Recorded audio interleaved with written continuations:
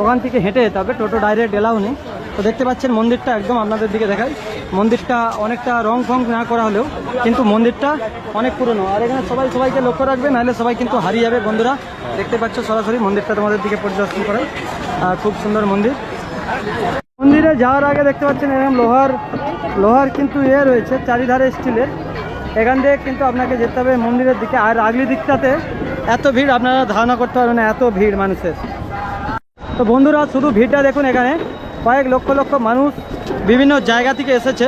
তো জানি না কতটা দেখাতে পারবো, চেষ্টা করব পুরোটা দেখানোর জন্য। তো আগলি দিকটাতে শুধু ভিড়টা দেখুন, ভিড়টা কীভাবে লেগেছে। এটা কি মন্দির রয়েছে? একটা রাম মন্দিরই রয়েছে এখানে। তো বন্ধুরা দেখতে পাচ্ছেন এটা হনুমানজির মন্দির। আমরা এই হনুমানজি মন্দিরের দর্শন নেওয়ার জন্য শ্যাম ভাই দাঁড়িয়ে রয়েছি। আর পেছন দিকটাতে আপনারা ভিড় দেখতে পাচ্ছেন, লক্ষ লক্ষ মানুষের ভিড় দেখতে পাচ্ছেন সরাসরি একদম। আপনারা এই ভিডিওটা না দেখলে বুঝতে পারবেন না। তো সাইড দিয়ে দেখুন একটা বড় মন্দির রয়েছে, মন্দিরের সাইড